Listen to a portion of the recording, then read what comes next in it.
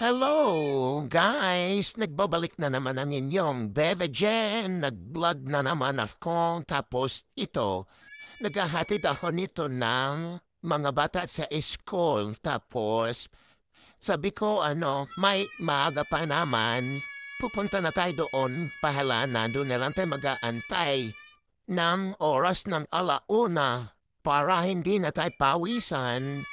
Howsam na, no? Sobrang init. Nandito na kami sa may bandang court. Court talaga to, guys. Tapos, alam niyo ba, guys, malapit lang dito sa amin yung school. Mga 6 minutes yata yung paglalahad namin or 5 minutes lang ang paglalahad namin. Makakarating kami sa school ng mga bata.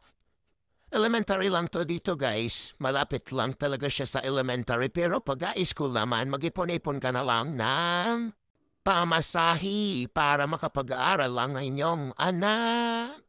Ito naman, si Bella naman ang hindi siya hindi siya nakapagpayong kasi ayaw niyang buklatin yung payong niya kaya nga pinagalitan ko siya. Sabi ko sa kanya, buklatin mo yung payong kasi sobrang init. Ayaw niya talaga. Gusto daw niya magpaitim daw. Hi, hihi. Gusto na niya magpaitim. Apo sabi ko sa kanya, sige, sisirain ko yung payong na yan. Hindi talaga niya yan. No? Talagang gusto niya talagang magpaitim, guys. Yan na. Uy na ako na bata at sobrang kulit talaga.